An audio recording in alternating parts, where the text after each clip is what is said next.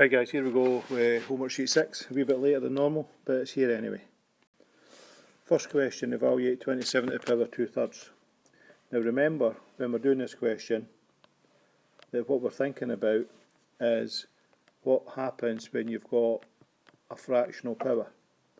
And what happens is the denominator, the Q number, goes inside the little ticky part, and it's a to the power p.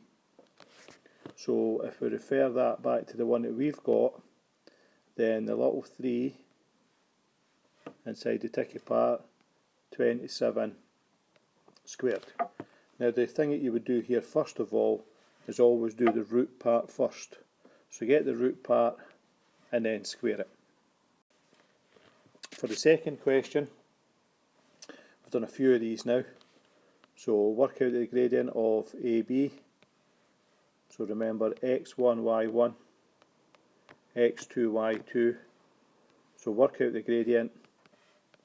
Once you've got the gradient, pick a point and use the formula y minus b equals mx minus a. Okay, you've got a fraction coming in here for the gradient. Okay, but remember to take this bottom number and multiply that side, and take this top number and multiply that side. Question 3, then we do 4 negative 2 times x, negative 2 times negative 6 is less than 8. Now if you tidy this up and work it all the way down, you'll end up with a negative x here is less than some number. What we're hoping for is a positive x, so if we're changing that sign from a negative to a positive, we need to change the sign on this one as well, but more importantly we need to change that direction. Okay, so remember that. Question 4, fractions. So we do the brackets first. So we're going to do 2 over 5, add 1 and 1/3. So add the whole numbers first of all, you get 1. Now we're looking for the bottom numbers, and 5 and 3 both go into 15, so let's put a 15 there. Work out what the new top numbers are, get your answer, and then we deal with the 3/4 part, which means you do 3/4 times whatever this answer is, do a little bit of cancelling, and you should have your answer. For question 5, sketch y equals x squared plus 2x minus 8, then we just need to go through the procedures we've been going through in class.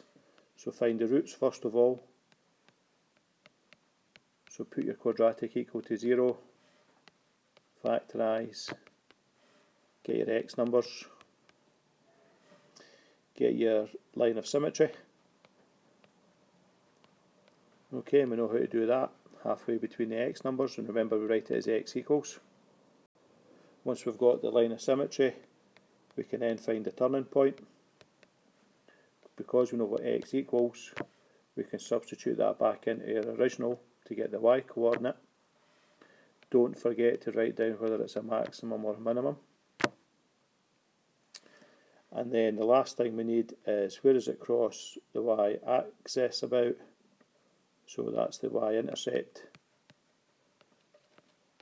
Once you've got all that information, put it on a graph, and you just draw whether it's a happy or a sad graph, and put all the points on.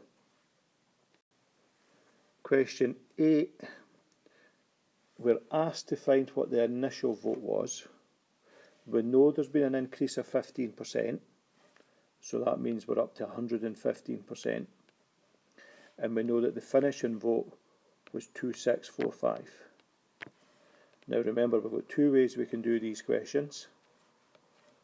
First method is we say, well, if we know 115% is 2645, then because it's a backwards percentage, because we're trying to find what it was first of all, then we just do 2645 divided by. If you want to do it the other way, if we know what 115% is, 2645, we can find 1%, and then we can find 100%.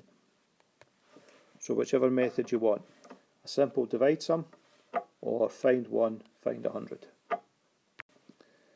And then the last question, remove the brackets.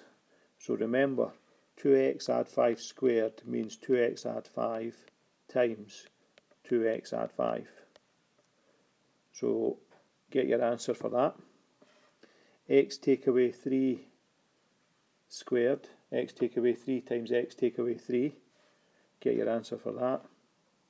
And then you just do a big take away sum. X squares take away x squares, x's take away x's, numbers take away numbers, and your job's done.